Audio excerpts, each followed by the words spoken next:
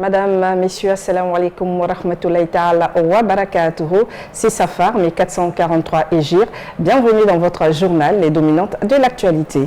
Samedi, à l'occasion de la 17e commémoration du rappel à Allah subhanahu wa ta'ala du Cheikh Anzoumana Konaté Rahimahoullah, une fondation portant son nom a été officiellement présentée. Elle va œuvrer dans la prise en charge des personnes vulnérables.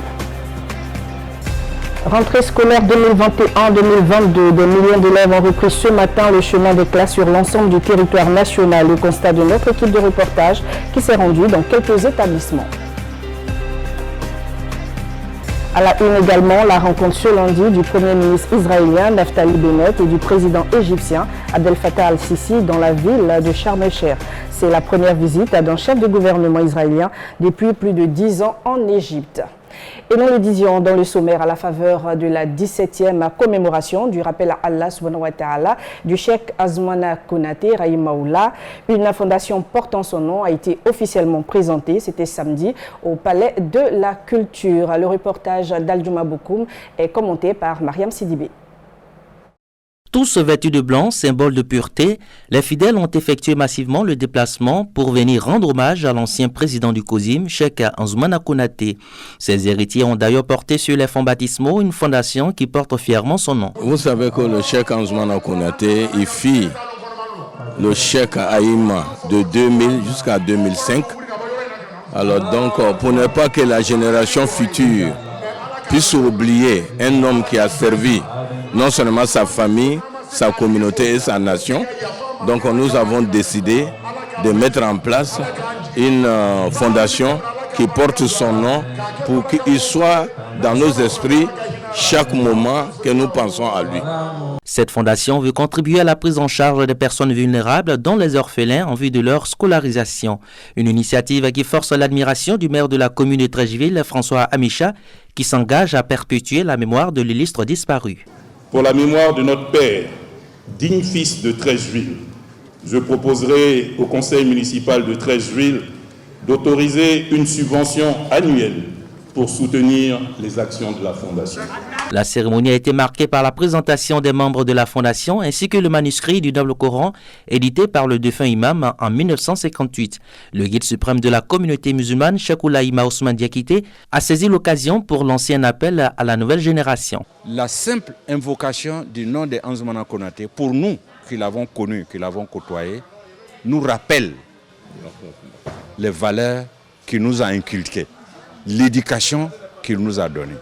Donc cela fait partie des œuvres pour le rayonnement de l'islam. Donc ce sont des recommandations de l'islam pour qu'on n'oublie pas les bienfaisants, les bienfaiteurs, afin que l'invocation de leur nom soit pour nous un rappel. Voilà, nous sommes très heureux. Au nom de tous les imams de Côte d'Ivoire, nous voulons prier pour que cette fondation connaisse le succès et que surtout cette fondation perpétue le souvenir de l'imam Cheikh Aïma Anzoumana Konaté.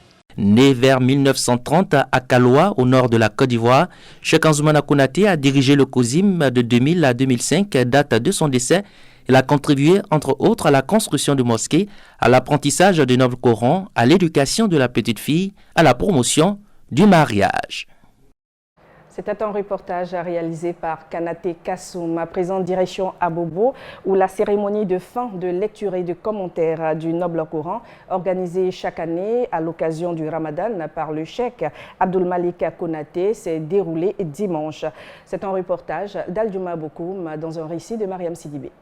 Autorités religieuses, administratives et autres invités de marque ont répondu à l'invitation du Kadim Rassoul Cheikh Malik Konaté, qui sacrifie à la tradition chaque année. En plus de la sourate numéro 1, Al-Fatiha, il a fait l'explication détaillée du chapitre 107 à 114. Lorsque Dieu dit Iyyaka na'budu wa iyyaka nasta'in, c'est lui que nous adhérons, c'est près de lui que nous courons le secours.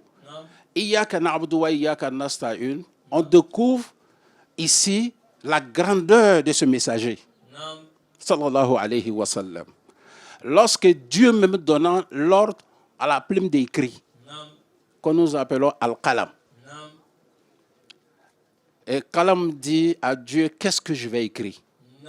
Il dit, tu écris tout ce qui va se passer dans le monde entier jusqu'au jour du dernier jugement.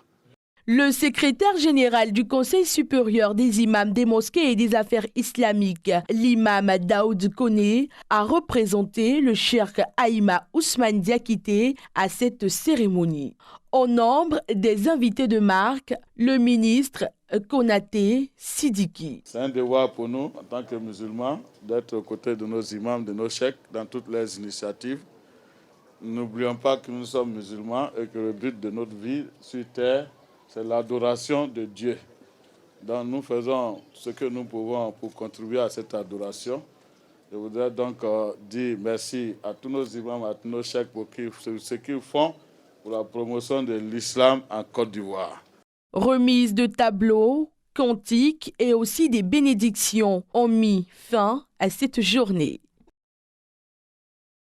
Rendons-nous à présent au plateau où les organes de gestion de la mosquée Salam ont organisé samedi sur l'esplanade de la dite mosquée une cérémonie de présentation de vœux du nouvel an hégirien à leur recteur en la personne de l'imam Cissé Djighiba. Le compte-rendu d'Aldjouma Boukoum dans un commentaire d'Abdoulaye Modoulé.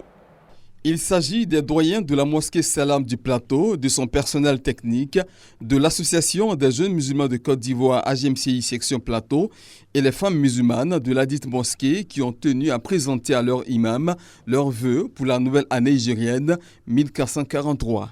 Nous présentons nos vœux les meilleurs, longue vie, santé à tous nos imams et avec à leur tête l'imam Cissé Djighiba. Les anciens que nous sommes heureux aujourd'hui avec ces retrouvailles. Depuis la création de la communauté 84-85, c'était nos habitudes ça. Malheureusement, ces habitudes avaient disparu. Entouré de ses plus proches collaborateurs, l'imam Cissé Djighiba a remercié les organes de gestion de la mosquée et par ricochet toute la communauté musulmane du plateau pour leur implication dans le rayonnement de l'islam dans le quartier des affaires.